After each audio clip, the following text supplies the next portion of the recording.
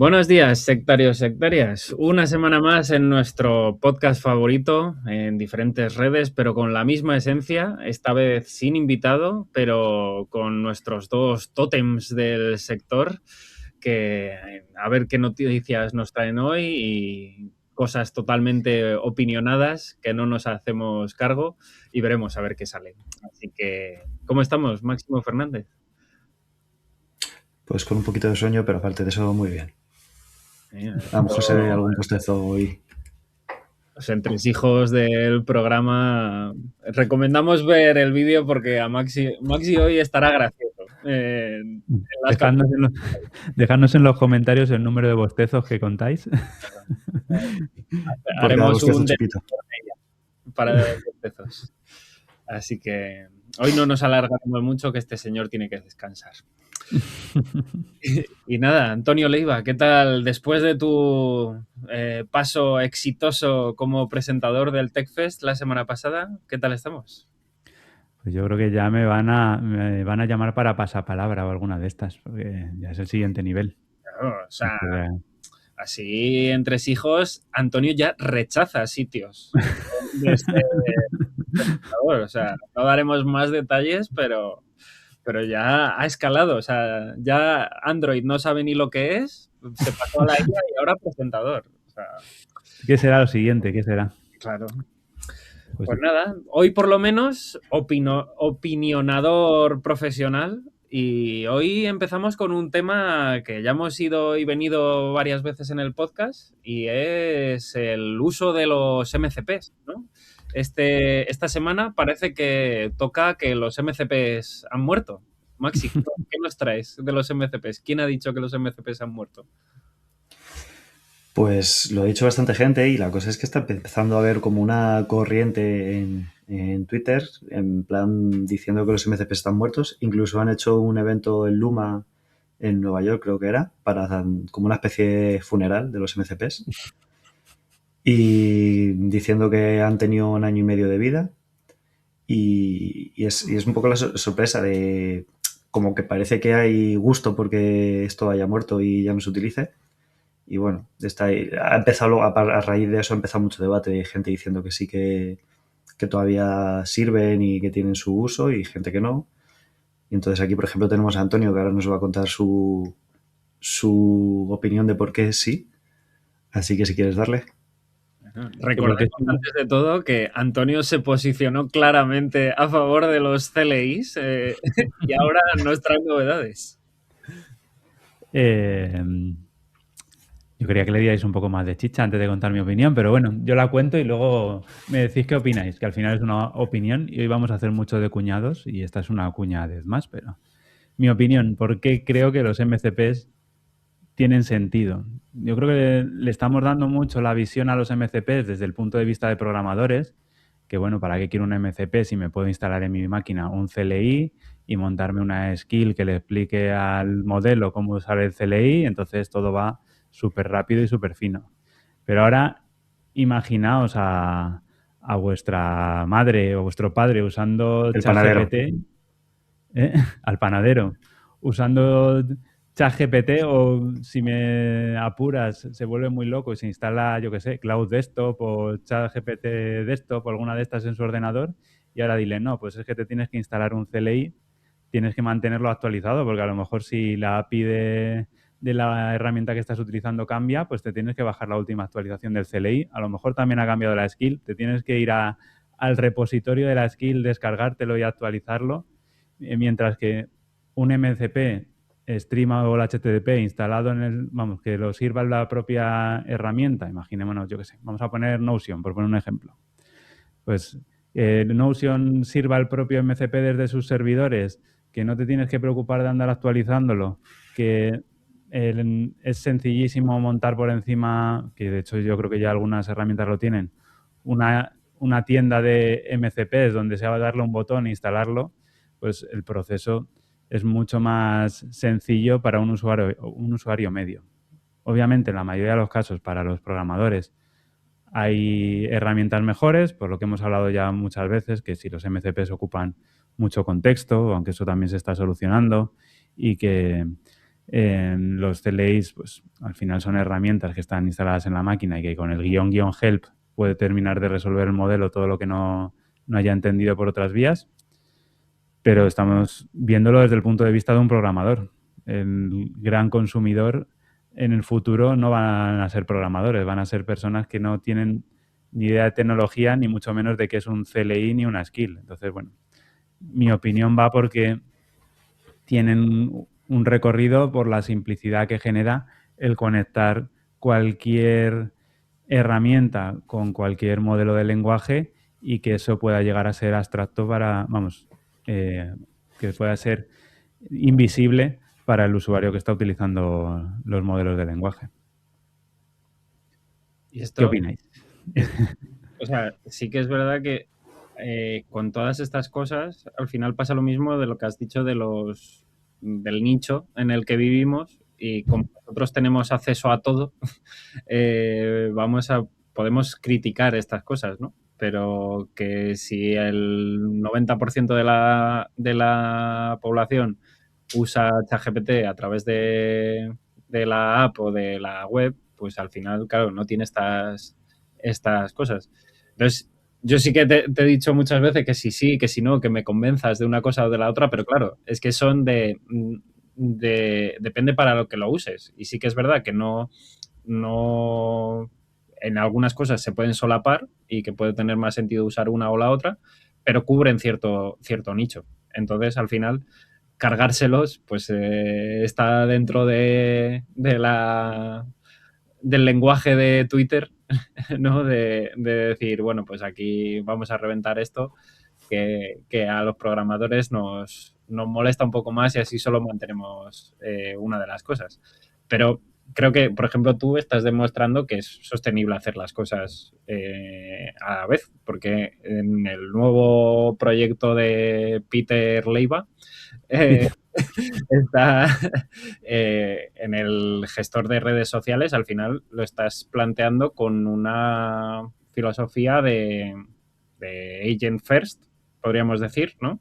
En el que la paridad de features se está manteniendo entre el CLI, entre el MCP y la API en sí. Entonces, al final, que no puede que se solapen en algunos sitios, pero como hemos dicho otras veces, puestos a no hacer el código nosotros, sino que lo hacen una gente y puedes ir manteniendo la paridad de estas features, pues ¿por qué no? Claro, y que el MCP, si se ejecuta en el servidor, pues te da la vía de poder configurarlo en herramientas que se ejecutan en la nube y no en tu máquina. Al final, si no recuerdo mal, en la aplicación del propio ChatGPT le puedes configurar MCPs y hay muchos servicios que también lo hacen. Entonces puedes llegar a usar esa funcionalidad en una aplicación que no se está ejecutando en tu máquina, que al final siempre lo vemos todo como nosotros usamos nuestro cursor, nuestro Cloud Code, nuestro Codex, y pues desde ahí, pues claro, podemos ejecutar lo que nos dé la gana en la máquina, pero no es el caso de la mayoría de la gente. Yo aquí quería comentar 3 cosas. La primera, que como hoy hemos dicho, vamos a estar un poco cuñados. Me alegra que digas CLI y no CLI, que es un toque que tengo yo, que cada vez que oigo a alguien decir CLI siento que un gatito muere en alguna parte del mundo. Antonio está reforzado, porque antes decía CLI. Sí. Ya lo sé. Decía Clay, sí, ahora digo CLI. No sé. En inglés era Clay. Clay. Luego, por otro lado, lo que estoy totalmente de acuerdo con Antonio. Yo, de hecho, creo que la última vez que hablamos de MCPs, yo creo que dije el mismo razonamiento, que al final es un estándar y es útil para gente que no sabe. Y la tercera cosa también es que ahora como Cloud Code, con las suscripciones, no, creo que con todas las suscripciones ya, puedes utilizar los modelos de 1 millón de tokens de ventana de contexto. Ya no es lo mismo todo el contexto que te ocupa un MCP cuando tenías 200.000 tokens que no ahora que tienes 1 millón. Entonces, ahora que te ocupe mucho contexto, a lo mejor no es tan preocupante porque tienes 1 millón de tokens. Yo, de hecho, desde que hay 1 millón de tokens y miro cuánto contexto te queda, a lo mejor me tiro con una tarea varias horas y en el peor de los casos me bajo a que me quedaba libre un 40% de contexto después de estar varias horas en la misma sesión. Entonces, pues eso, tienes MCPs, te ocupan contexto, pero ya no es tanto. Y si Cloud Code ha hecho eso y Gemini ya lo tiene, pues Codex, yo creo que los modelos de OpenAI tarde o temprano lo van a tener que hacer porque se tienen que poner al día.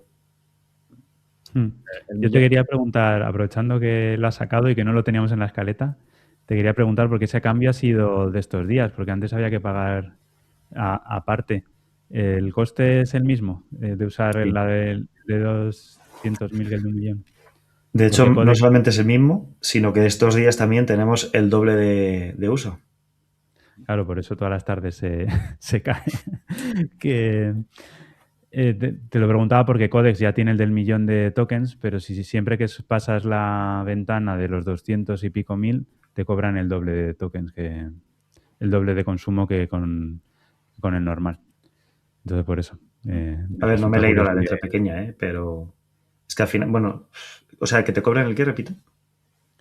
que te cobran el doble de consumo de la suscripción cada vez que pasas de los 200 y pico mil Ya. de la Pues petición pasada. no te sé decir si Cloud hace lo mismo. Yo diría que no, y no me lo he mirado tan a fondo, pero igualmente es que como con mi suscripción no llego a los límites, yo programo, no llego a los límites de la suscripción, ya no llego a los límites de la ventana de contexto y ya todo es felicidad y arco iris.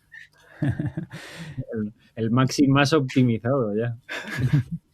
No, Y al además revés. eso enlaza, Totalmente desoptimizado porque pago más en verdad de lo que estoy consumiendo, tengo más tokens de los que, más ventana de contexto de la que necesito, pero la verdad es que ese está muy tranquilo. con algo que no sé si teníamos, pero que leí yo en algún sitio como que, porque al final, claro, tener tanta ventana de contexto tampoco tiene por qué ser una ventaja. Ya lo has hablado tú muchas veces en tus Sí, redes. lo compartí yo en LinkedIn. Mm. Que si el típico benchmark, ¿no? De buscar la aguja en el pajar, que la mayoría fallan bastante una vez que pasas de cierto límite de contexto. Y creo que ahí, Pero coméntanos tú, no era pero fallar Cloud, bastante. No era fallar bastante. Creo recordar que era que a lo mejor hasta los 200.000 tokens el benchmark ese tenía un 90 y mucho por ciento y a partir de ahí los de Cloud, por ejemplo, creo que bajaban al 70% o algo así, que tampoco es una barbaridad. Lo que pasa es que la gráfica creo que no la mostraban desde cero y parece que cae mucho. Cae, es no, peor cuando... me refería justo a lo contrario, que los de Cloud eran los que creo que los que mejor posicionados estaban en Si era ese de los que benchmark ahora mejor, mismo. era de los que mejor, aún así caía, pero ¿qué es eso? Que no cae hasta el cero, que cae hasta un valor más o menos Razonable. bien. Y luego, como he contado yo alguna vez en unas charlas de las que he dado, a mí ese benchmark tampoco me parece muy, muy útil, porque tú no necesitas un modelo que te busque el dato exacto dentro de la ventana de contexto. Lo que necesitas es un modelo que sepa buscar en todo tu código, hacer razonamientos de una parte del código que está aquí contra otra parte del código que está aquí.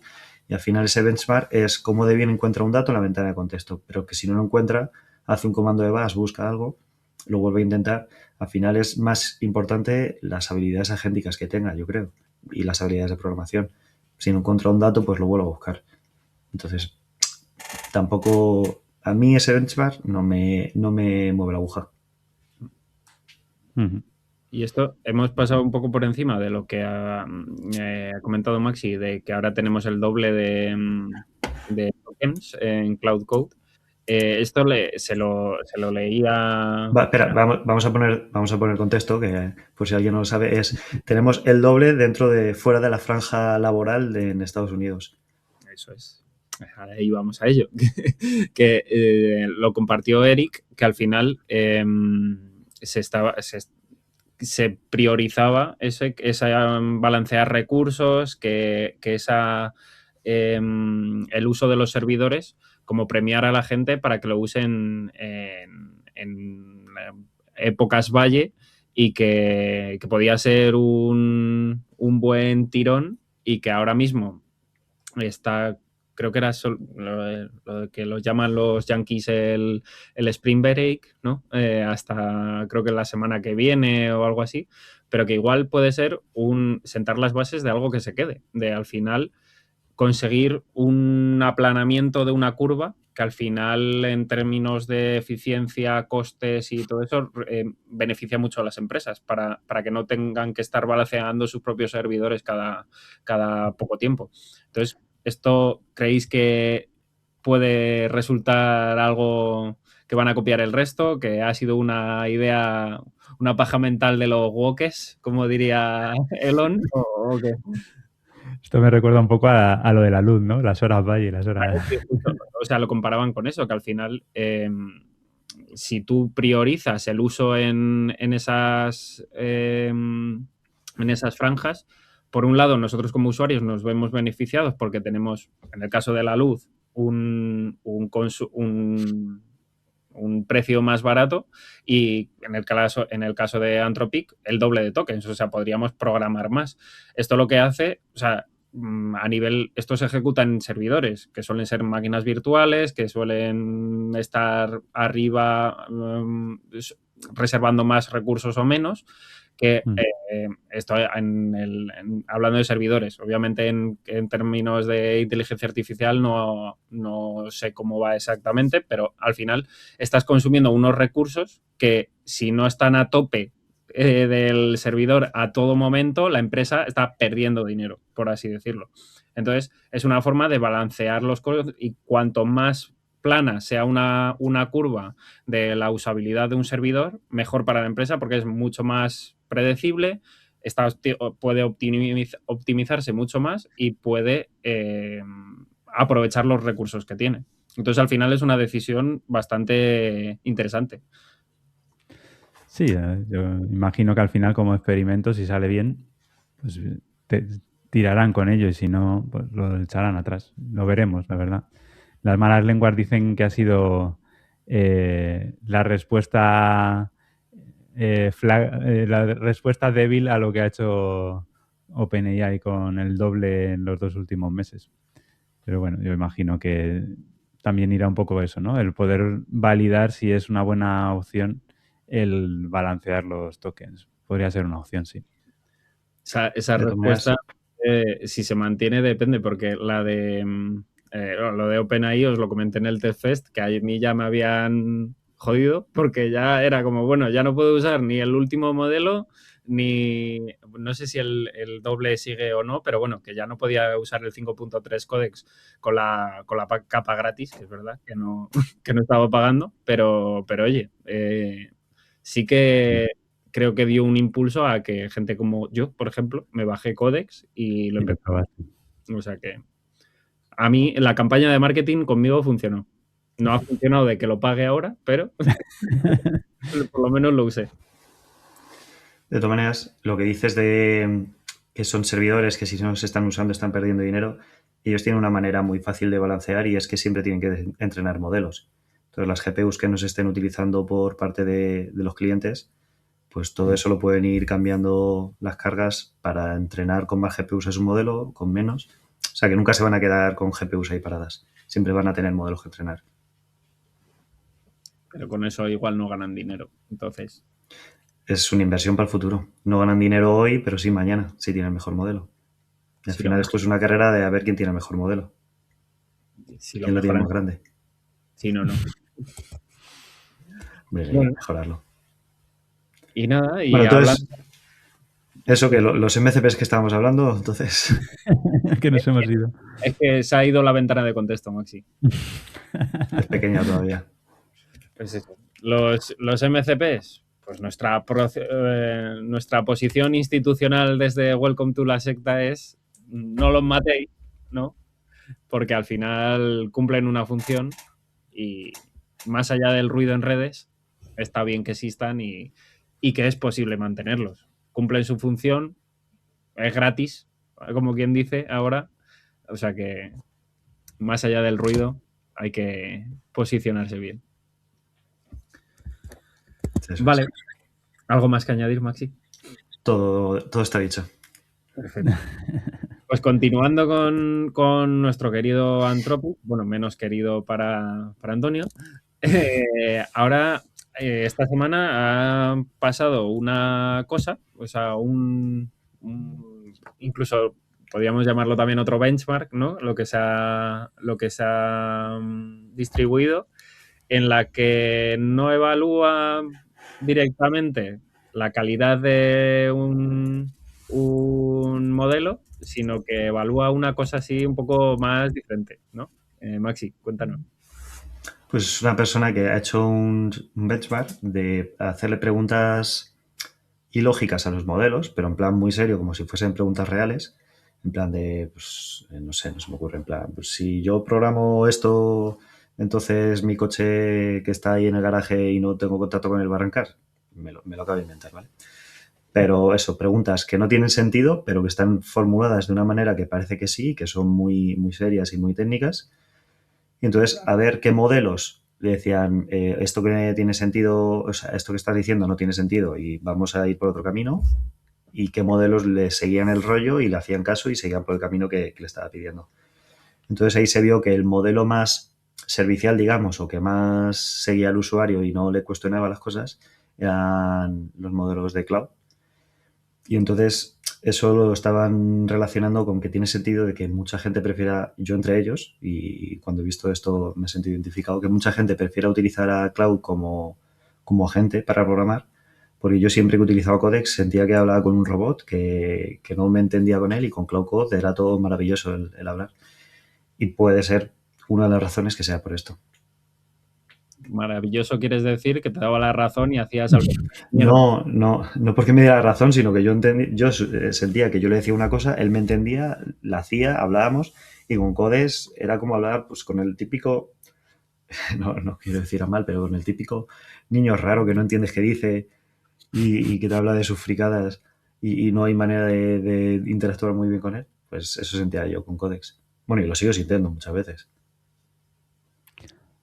Por curiosidad, prueba el 5.4, por si ver si has visto diferencia. Sí, pero no tanto, pero estoy haciendo memoria, pero no, las veces que lo he utilizado no lo he sentido, pero tampoco lo he utilizado tanto. Es que ahora desde que tengo la ventana con texto 1 millón de tokens y amplío la suscripción de cloud, es que me cuesta mucho probar Codex.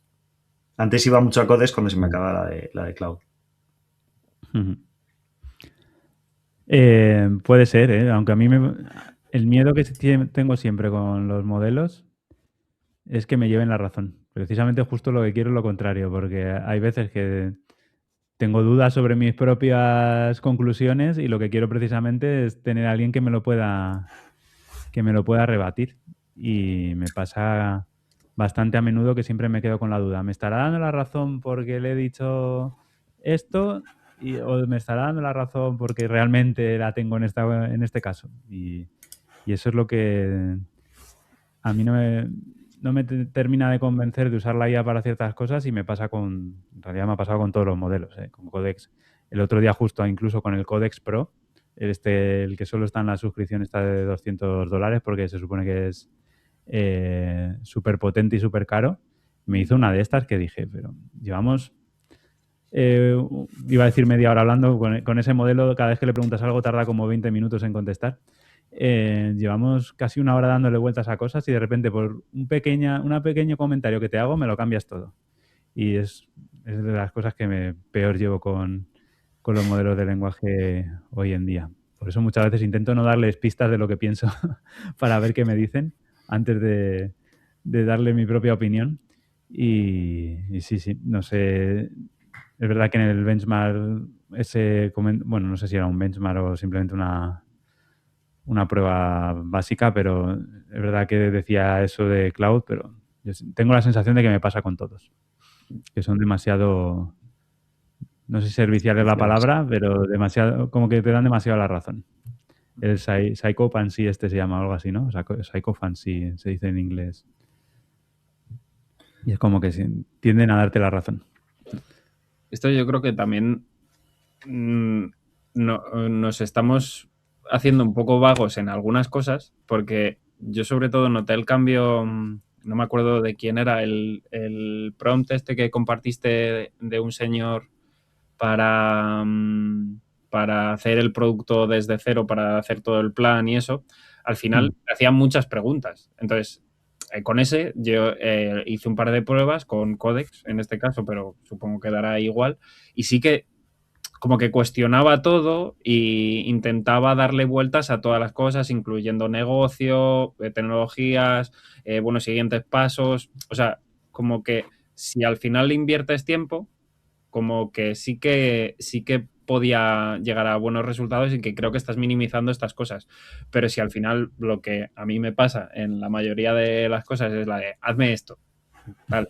O sea, igual lo primero que te tendría que decir es no tiene sentido.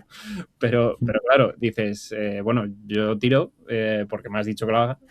Y luego ya por ahí pues vamos viendo si se puede meter de una forma o de otra o algo así, ¿no? Entonces, al final, lo hemos dicho muchas veces, depende de cuánto tiempo le inviertas, el contexto que le des y todo, y cómo quieres que se comporte, pues tendrás unos resultados u otros. O sea que yo creo que eso tenemos que tirarnos un poco la culpa a nosotros de que a ver cuántas veces está siendo servicial porque nosotros somos vagos o porque de verdad el modelo importa. Que con esto volvemos a lo mismo, que cambiarán unos parámetros u otros, pero lo que decía Daniel Ávila, te seguimos esperando en el podcast, aunque no te hemos invitado todavía, ¿tiene sentido que cambies de uno a otro porque es más servicial o menos? Pues no lo sé. Al final, si tienes tú todo montado o si estás pagando la suscripción de ChatGPT, la Pro Ultra Plus, pues tira con eso. Cambia el contexto o cambia las instrucciones para que se adapte más a cómo quieres que te trate a ti y ya está, ¿no? Esto tiene mucha relación con lo que hemos hablado y se habla mucho de que al final, lo primero, este benchmark es un montón de preguntas sin sentido, pero dichas muy en serio, con mucha seguridad, que parece que lo que estás diciendo lo controlas y manejas de eso, y entonces al final consigues engañar al LLM.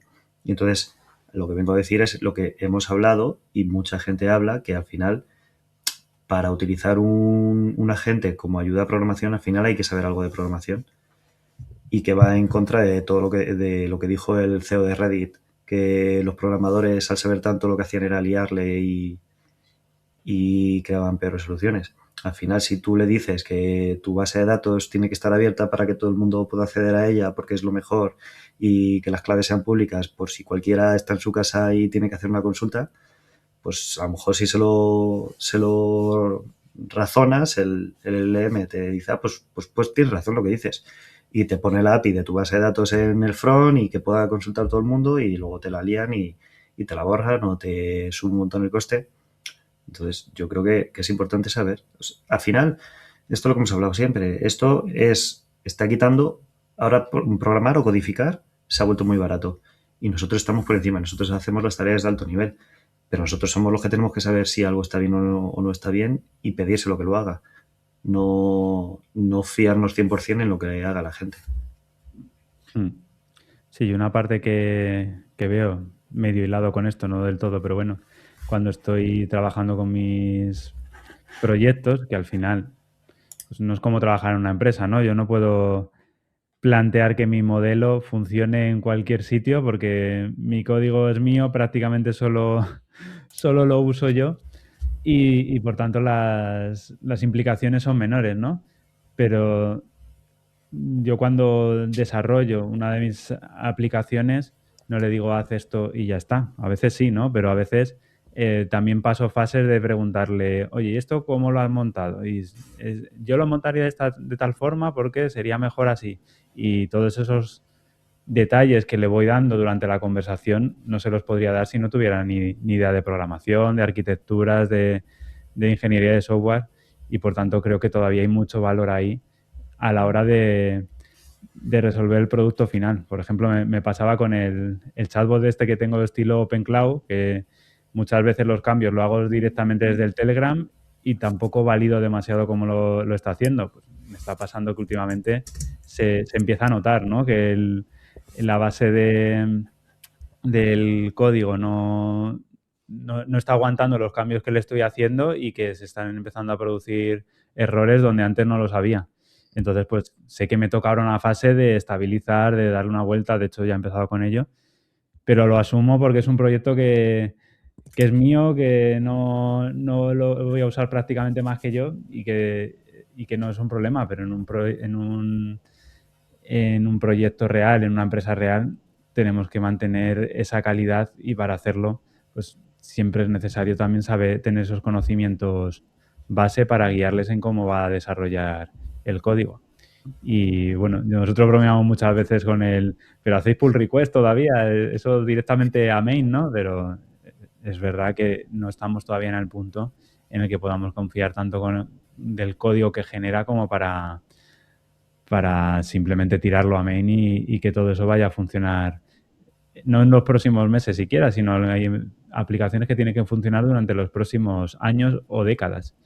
Así que, bueno, una reflexión un poco tangencial, pero creo que es interesante para poner sobre la mesa que el modelo al final muchas veces tiende a buscar la vía más rápida y si tú no lo has especificado cómo hacerlo, muchas veces no va a ser la correcta.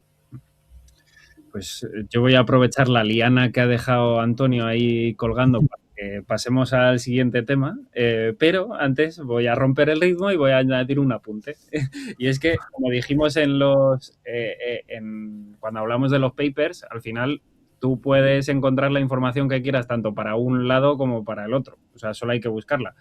Entonces, si es el típico meme este que ha habido de ¿me puedo comer esta seta? Sí, claro, está perfecta, no sé qué. Siguiente viñeta en el hospital. Ay, es verdad, tienes toda la razón. O sea, como que siempre te dan la razón en todo, en tanto una cosa como la otra. Pues supongo que con esto lo mismo. O sea, tienes que controlar hasta dónde te crees esto y abrir la base de datos para que la lea todo el mundo tiene beneficios. Lo que pasa es que igual los inconvenientes son mucho mayores. Entonces, hay que ver cómo lo balanceamos nosotros, ¿no? Así que, a ver, Maxi. Yo he de decir que, ahora que has dicho eso, yo en OpenCloud tengo a Minimax M2.1, que es un modelo que está muy bien y no cuesta muy caro. Y ese modelo yo he tenido discusiones con él en plan de, pero ejecuta este comando, y el que no lo quería ejecutar porque decía que no era seguro. O sea que un modelo que no te da la razón en todo es ese, Minimax M2.1. Por lo menos a mí, yo me he tenido que pelear mucho con él en plan, deja de darme tu opinión y ejecuta esto que te estoy diciendo que quiero ejecutar ese comando. No te pago para esto.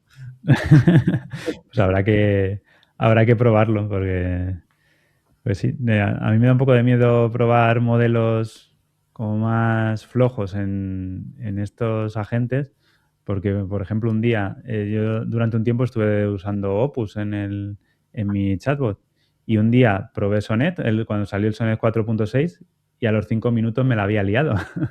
Entonces, me da miedo no estar con los modelos frontera usando estas herramientas porque, claro, al final hacen cosas muy sensibles y la pueden liar, pero me sorprende que el Minimax haga ese tipo de valoraciones para bien, ¿eh? Así que igual es un modelo a tener en la mente. A ver, que a lo mejor es del System Prom y es más de OpenCloud que del Minimax, pero como me ha pasado en esa situación, a lo mejor es Minimax.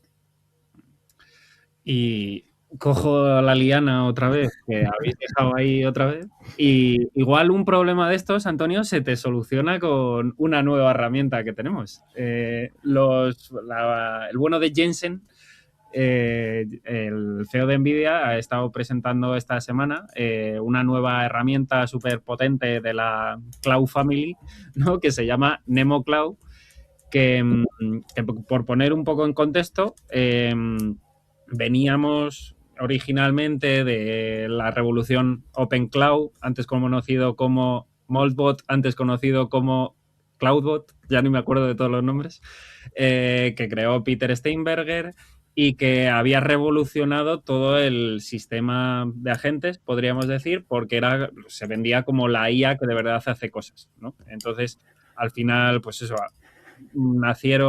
le cayeron 1000 historias, le compró, le fichó OpenAI entre medias, Antonio hizo su propio bot, miles de equipos dijeron, venga, pues yo me creo el Zero Bot, el Pico Bot, o sea, el Zero Cloud, Pico Cloud, Null Cloud, Nano Cloud. Cualquier palabra que acabe en cloud ya existe el Ahora repositorio. mismo si tú montas una empresa que se llame Cloud, ya subirá en bolsa igual que cuando le metían blockchain a los batidos y cosas así. Entonces, el último de sumarse a la fiesta ha sido Nvidia, pero con un enfoque un poco diferente. Al final, OpenCloud nació como un proyecto personal. Podría considerarse que sigue siendo un proyecto personal, ¿no? Pero mantenido por Peter junto con las PRs de muchos agentes, de Y ahora por el muchas... tío Sam. ¿El qué? Ah, bueno. Y ahora por el tío Sam. Por su paraguas.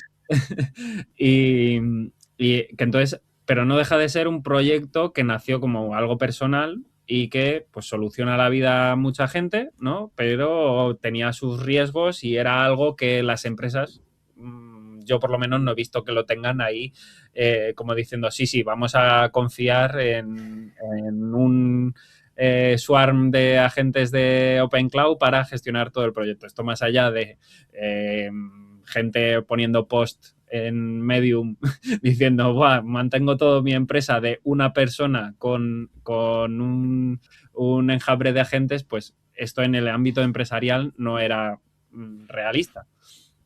Pues Nvidia ha dicho, vale, vamos a hacer esto bien, entre comillas, y le han metido una capa por encima. Esto no tengo la información súper detallada, actualizada, bla, pero como hemos dicho que veníamos a ser cuñados hoy, pues aquí estamos.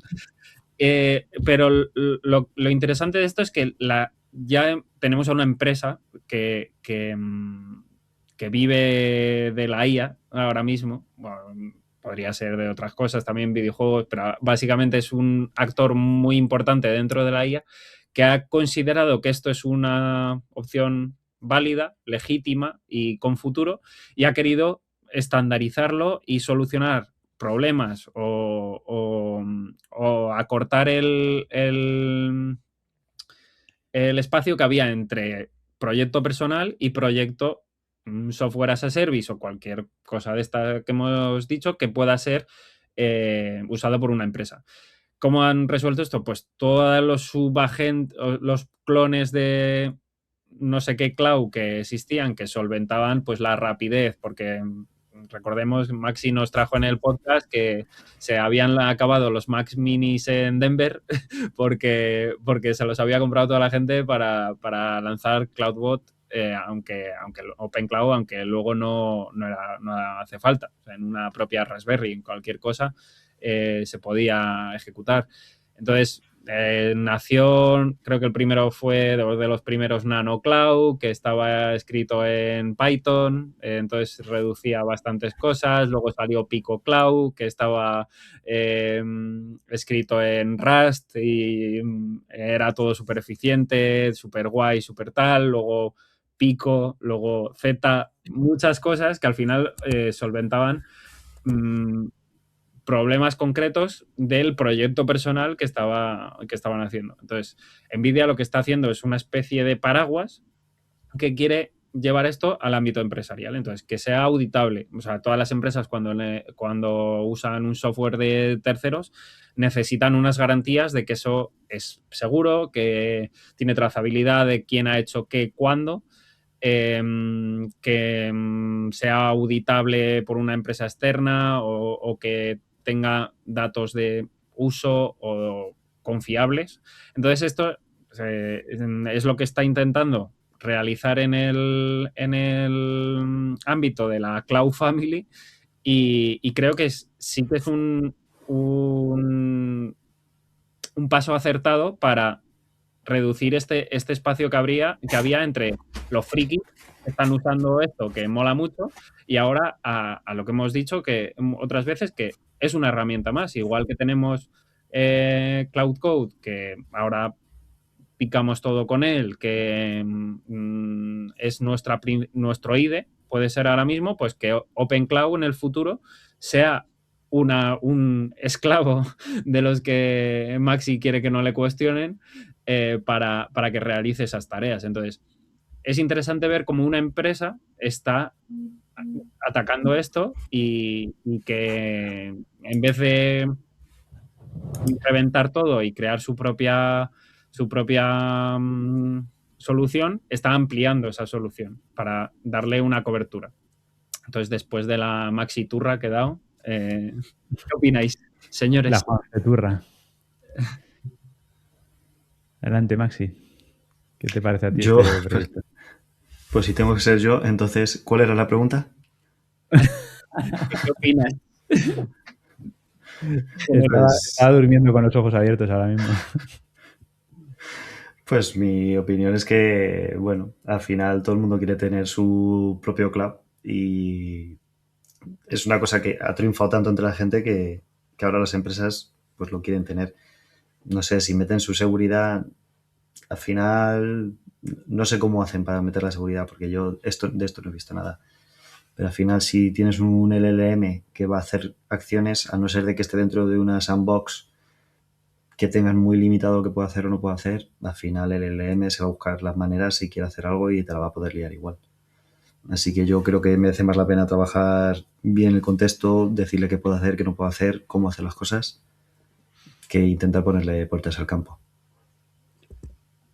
Yo creo que sobre todo en términos regulatorios y de seguridad o de conexiones, de cosas así, que supongo que también lo podrás hacer en OpenCloud de alguna forma fácil y caparlo, pero es una forma de estandarizar todo para que una empresa no tenga que preocuparse excesivamente de hasta el bajo nivel.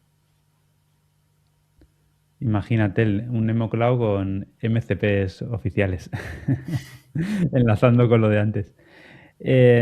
Según dice en la web, que está, como tú bien decías, planteado para el uso empresarial. Esto sabíamos que iba a llegar. Yo no me esperaba que llegara desde NVIDIA, la verdad. Habría puesto las cartas sobre cualquier otra mesa. Pero lo que comentan aquí es que utiliza unas salvaguardias de seguridad de multicapa, controles de privacidad integrados y una amplia integración con la infraestructura acelerada de GPUs de NVIDIA. Y por tanto se supone pues, que van a ser súper rápidos y súper eficientes y súper seguros. Es un poco lo que tratan de vender aquí. Que va a ser open source, pero que todavía no lo han lanzado. Lo lanzarán en la próxima conferencia de desarrolladores anual de NVIDIA, que no sé cuándo es. A mitad de marzo pone, de 2026. Eso es ya. Sí, bueno, es que en supongo que teoría, cuando lo es que eso lo han presentarán, ¿no? anunciado esta semana que ha sido la GTC. Vale. Entonces, sí, ya cuadra todo. Entonces, esto ya ha ocurrido, lo que pone en la web. Ya lo han presentado allí. Lo que no sé si el repositorio está ya abierto o no. Pero bueno, pues yo creo que al final veremos muchas de estas y yo intuyo que tanto OpenAI como Cloud Code, quizá Google a su manera, acabarán ofreciéndonos experiencias similares a través de sus propias aplicaciones. Y en realidad lo tienen ya casi por la mano, dentro de que pues si te lo instalas en tu máquina, como hemos hablado antes, puede hacer muchísimas más cosas que si se está ejecutando en la nube. Pero yo creo que todos van a ir un poco por ese camino porque al final es eso, ¿no? Lo que siempre hemos planteado, que ahora se está haciendo realidad, que la IA sea tu asistente del día a día que pueda hacer las tareas por ti. Y veremos mucho de esto en los próximos meses. En realidad, una empresa grande que lo ha querido hacer ha sido Microsoft desde el principio, intentando meter Copilot por todos lados. Y en vez de tener un éxito como ha tenido OpenCloud, ha tenido Microsoft. Han creado el término Microsoft. Así que bueno, a lo mejor sí que da un poco de miedo a las empresas y tienen que tener cuidado. Y ahora te vamos a tener MacroHard, que eso no lo teníamos y no sé exactamente a qué se va a dedicar, pero otra empresa de estas locas de Elon Musk que hace clara referencia a Microsoft, ¿no? Y que, o sea, más allá de que se sumen al carro o no, creo que sí que está esta tendencia, que creo que es lo interesante al final. Creo que no importa tanto si usas OpenCloud, el iPal de Antonio o esto de NemoCloud. Al final creo que lo que se está sentando es un precedente para cómo está cambiando el desarrollo, que al final, pues eso, lo hemos dicho varias veces, pero igual es que no picamos nosotros el código a corto plazo ya nunca, a final de 2026, simplemente porque lo usará la gente que quiera seguir aprendiendo, que haga ajustes a bajo nivel o algo así, pero que igual que nadie escribe todas las letras de una función, sino que usa el autocompletado, luego ahora nos lo autocompleta la IA, ahora lo siguiente es que nos lo genera el agente, lo siguiente igual es que el agente genera, el agente que usa, que hace las tareas autónomamente. Entonces, que está cambiando el paradigma y que muchas empresas están detrás de ello. Muchas, pues, en IA principalmente, OpenAI se ha interesado muy fuerte, tanto que ha comprado al señor, y Nvidia, que ya está en una parte muy importante, o la más importante, si me apuras, del sector de la IA, pues ahora ha decidido apostar por esta forma. Entonces, al final creo que no seguir esta tendencia o decir, no, esto va a reventar en algún momento y yo me quedo con mi VS Code y ya está, creo que es inviable al fin y al cabo y que el paradigma está cambiando. De hecho, quería comentar algo de este tema porque iba a enlazar con el siguiente, que me ha dejado la liana perfecta aquí. Iba a decir una tontería, así que enlaza. Que de hecho, lo que comentabas de no volver a escribir una sola línea de código enlaza mucho con nuestro siguiente tema, que es, bueno, muchos probablemente conoceréis, o no, no lo sé, Kotlin, el lenguaje de programación que se hizo popular especialmente en Android, pero que bueno, que en muchos otros ámbitos por un lado de la máquina virtual de Java y por otro en general, pues también se utiliza. Este lenguaje de programación fue creado por Andrei Breslav, que pues es un coco de señor que lleva creando lenguajes de programación mucho tiempo y ahora se le ha ocurrido la feliz idea de crear un lenguaje de programación especialmente diseñado para los LLMs. Se llama CodeSpeak y bueno, ya está abierto en alfa. Yo pensaba, cuando lo leí hace pocas semanas, pensaba que iba a tardar más tiempo en haber algo, pero no, ya está en alfa. Lo podéis probar, obviamente, bajo vuestra propia responsabilidad. Y lo curioso de este lenguaje, me cuesta llamarlo lenguaje de programación porque realmente es como si escribiéramos texto normal y luego eso se transpilara a un lenguaje de programación existente. Es decir, no es el lenguaje final, sino que es como una transpilación de código, como podríamos plantearnos TypeScript y JavaScript, pero ese código de alto nivel en realidad es un Markdown que se escribe en lenguaje natural. ¿Y qué es lo que pasa? Que cuando nosotros modificamos el Markdown, el proceso de compilación lo que hace es modificar el código que se haya desarrollado por debajo. Entonces lo que vende un poco su página es que podemos hacerlo en ambas direcciones. Es decir, podemos tener código ya existente que lo convertimos en las especificaciones en Markdown y a partir de ahí empezar a trabajar con esas especificaciones. Podemos tener códigos mixtos donde una parte está definida en estas especificaciones y otra parte está escrita en código de manera clásica. Y un poco el funcionamiento es ese. Nosotros modificamos la especificación y lo que hace la compilación, que entiendo que utilizará modelos de lenguaje por detrás, es convertir esas especificaciones en código. Y si ha sido una modificación, pues la modificación lo que produce es la modificación en ese código que está atado a esa especificación. A mí me suena todo un poco enrevesado. No sé cómo lo veis vosotros. Yo creo que es el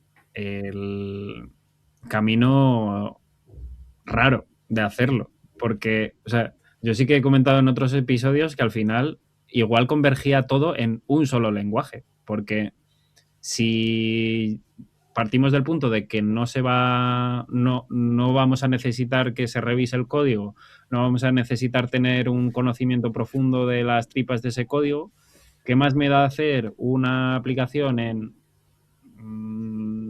web, o sea, en Kotlin, para web que en JavaScript. O sea, lo que se necesita ahora es, o si es más eficiente, si es menos, si tengo más desarrolladores de una cosa, si no. Pero si esto evoluciona a que todo lo va a hacer una IA, ¿para qué necesitamos los 27.842 frameworks de JavaScript? Si al final todos cumplen su misma función.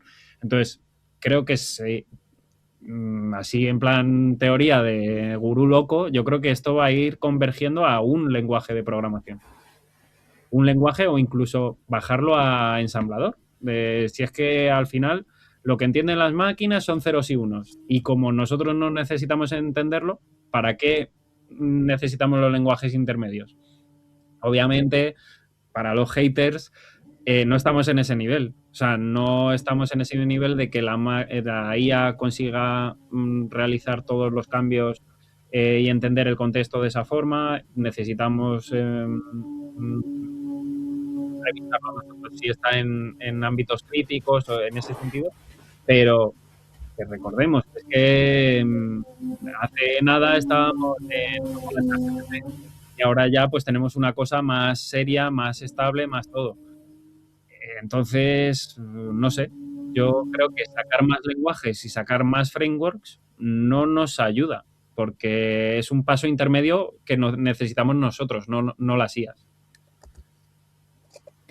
Yo no creo que vaya a converger esto a que programen en ensamblador, y es por la misma razón que os dije en el chat interno, que al final un LLM devuelve mejor resultados en un lenguaje que más ha visto en el entrenamiento.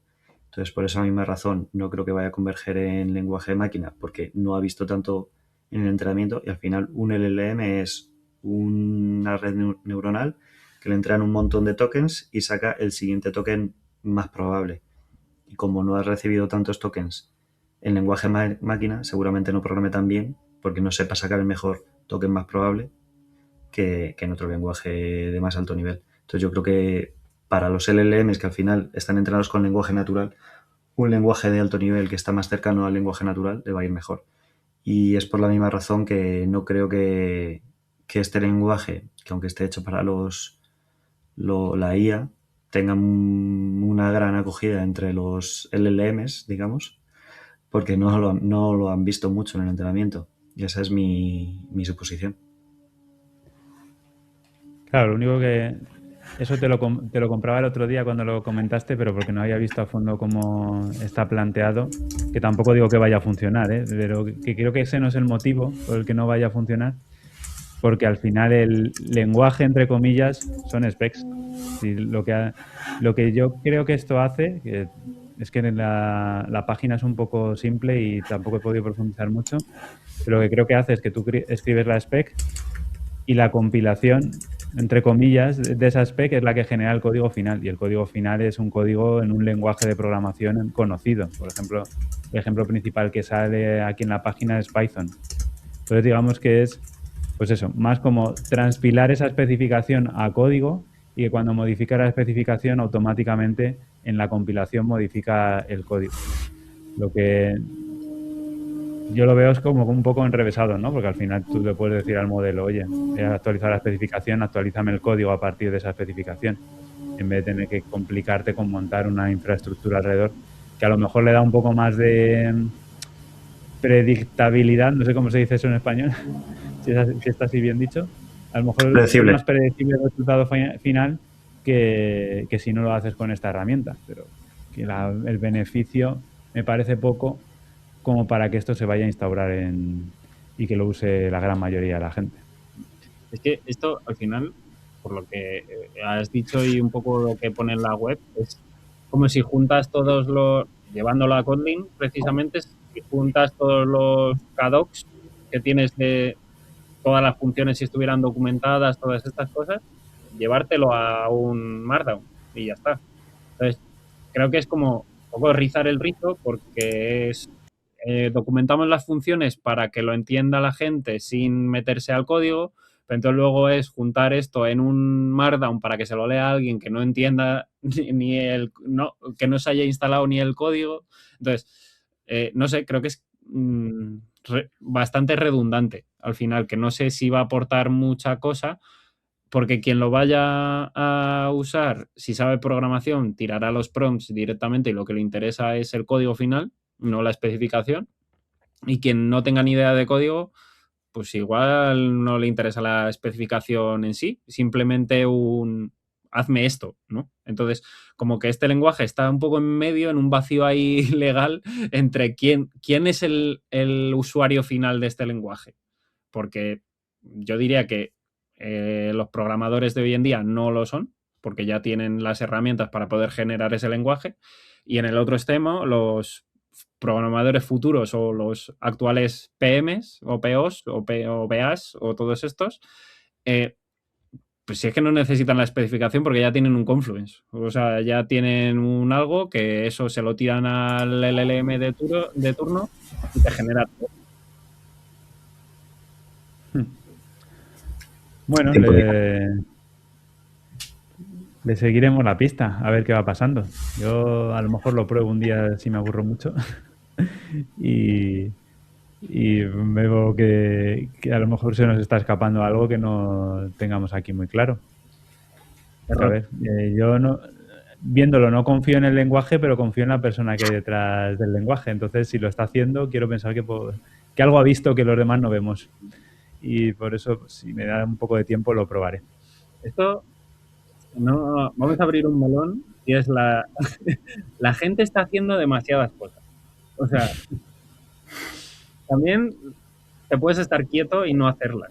O sea, igual que, pues volvemos al problema, igual que el 14º framework de JavaScript del año probablemente no sea necesario, simplemente por tener acceso a inteligencia artificial que te genera el código y tú tienes una idea loca y dices, venga, vamos a hacerla, igual no es necesario. O sea, sí, estamos todos muy contentos con que ahora tenemos un ejército de esclavos que nos hacen las cosas por nosotros y nosotros solo tenemos que pensar, pero que igual no hace falta. Entonces, yo estoy viendo mucho este boom de todo el mundo haciendo muchas cosas simplemente porque se puede. Es como, eso es verdad. ¿cuánta gente va a usar esto? ¿Cuánta gente lo necesita? O sea, tenemos que dar un poco la mentalidad hacia atrás de a producto, lo que decíamos otras veces, ¿no? O a lo que iba a evolucionar nuestro rol de, bueno, yo tengo una idea, vale, porque resuelve mi cosa, pero esa idea es un producto o es una cosa para mí, para que la use yo porque a mí me mola y ya está. Entonces, que al final eso de como nunca ha sido tan fácil pues, como ahora, pues vamos a llenar de Klaus el mundo. Porque, ¿por qué no? Si tengo el repo de OpenCloud y he visto que está hecho en Node y yo digo, coño, como soy un programador experto y sé que Rust es mucho más eficiente, coge esto, sácamelo en Rust, pum, y lo llamo Pico Cloud. ¿Es necesario? Pues igual el primer Pico Cloud sí, pero el Nano Cloud, TeraCloud, tal, todos estos, pues igual ya no es necesario. Y creo que eso debería ser una cosa de autocrítica que hagamos las personas de al final de si no es necesario, no lo hagas, simplemente por hacerlo. Obviamente, luego están las variantes de juniors y cosas así que tienen que visibilizarse, pero creo que el señor de Kotlin no necesitará mucha visibilidad, que digamos. Lo hacen sus ratos libres, me gusta. Bueno, igual que Antonio se hace su gente. Se fue de JetBrains ya, yo creo, así que a lo mejor es que tiene tanto dinero que ya tiene tiempo para dedicarse a hacer sus cositas. Así empezó Peter. No, adelante. Así empezó. Y mira dónde estamos. Es que la gente no sabe gastarse el dinero. O sea, la gente es que no se crea su huerto. Claro. Es lo fácil que es crearse un huerto, de verdad. Es que tienes que reivindicarlo más. Claro, es que, pon un huerto en tu IA. Convierte tu IA en un huerto. Pero es que eso, o sea, la gente debería aprender a estarse quieta. Es la conclusión. O sea, ha ganado X millones, ¿te da para vivir el resto de tu vida tranquilamente? Estate quieto. O sea, ya está. No necesitamos más IAs en el mundo. Enciérrate en tu mansión y no salgas. Claro, eso. Con tu ejército de agentes y que te hagan todo para ti. Pero bueno, pero déjalo. ¿Y si se le pone malo el perro? Pues hablando de hilandero, pues parece que la IA está solucionando cosas tangibles también. O sea, ¿cómo lo han hecho, Maxi? Eso se lo sabe Antonio. Ah, pues Antonio. Yo me lo sé poco también, ¿eh? Este va a ser quizá, de todos los cuñadismos que hemos tenido hoy, el más grande de todos, porque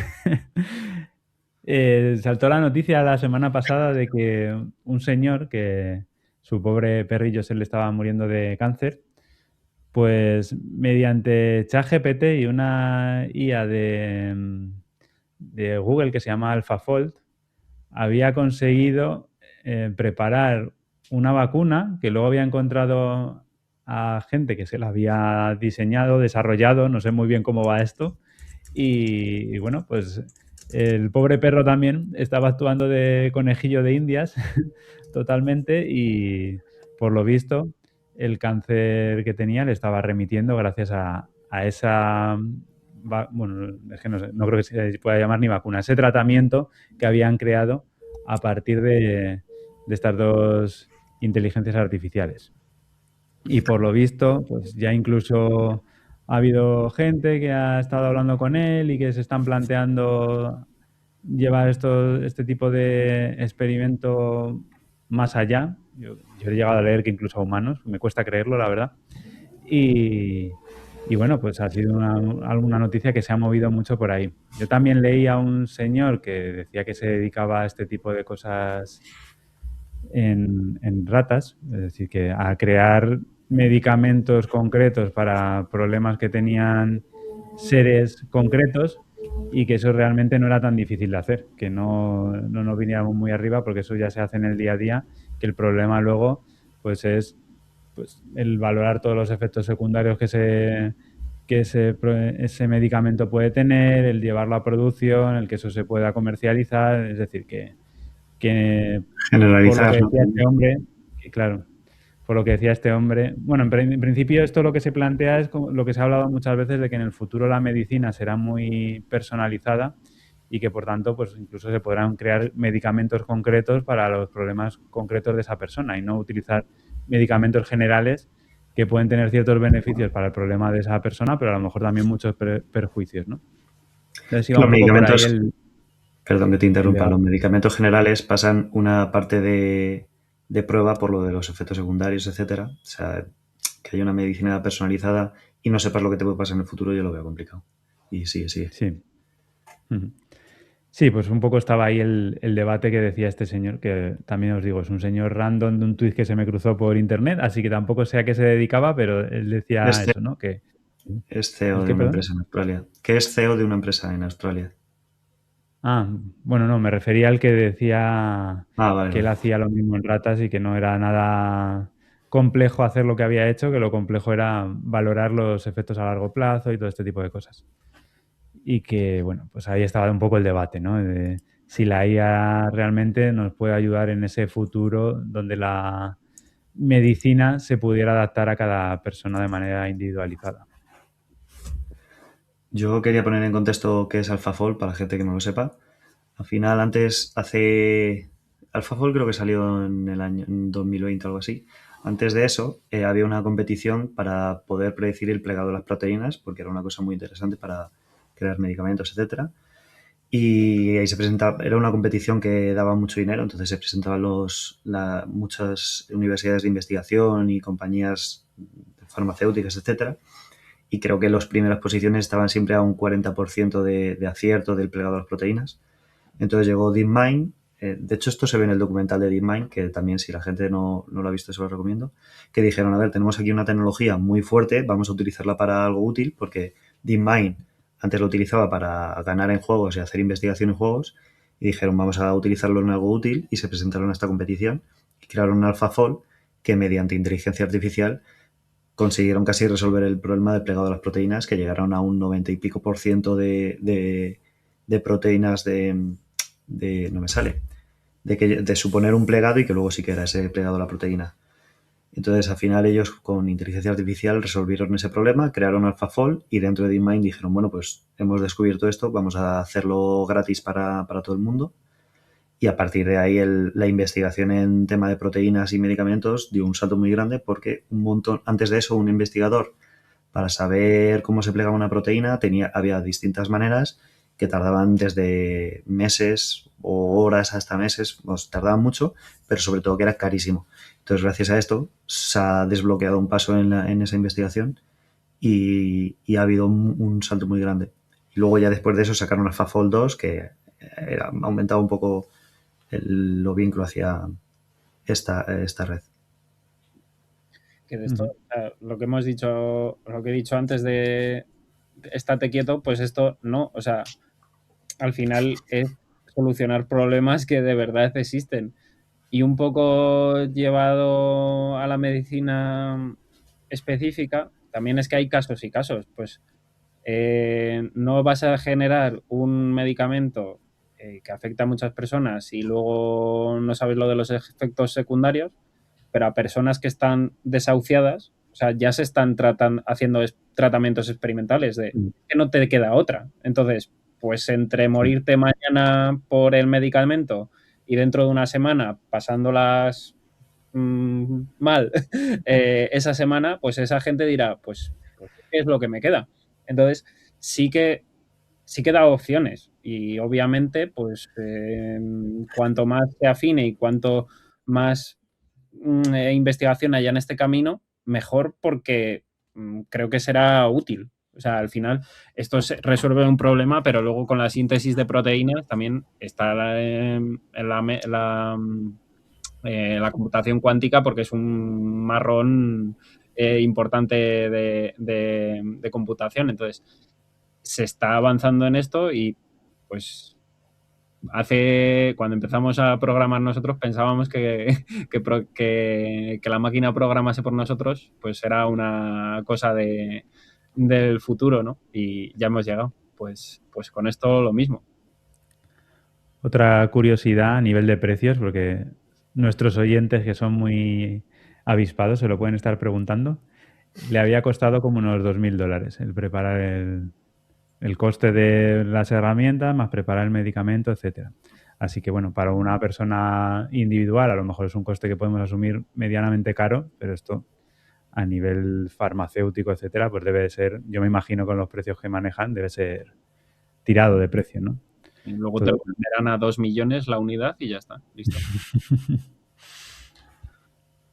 Pues nada, pues esto es un ámbito que veremos cómo se usa en el futuro y por lo menos la IA aplicada a cosas guays y útiles del perro de este señor estará agradecido y no en crear el enésimo clon de Cloudbot. O memes de gatitos. Eso es. Bueno, ahora se ha puesto de moda de dragones con el Seedance, de mini dragones adorables que se suben en tu mano y cosas así, que los tiene como si los tuvieras de mascota en casa. Así que bueno, pues es en lo que estamos gastando ahora la computación del mundo. No se me ocurre una cosa mejor, Antonio.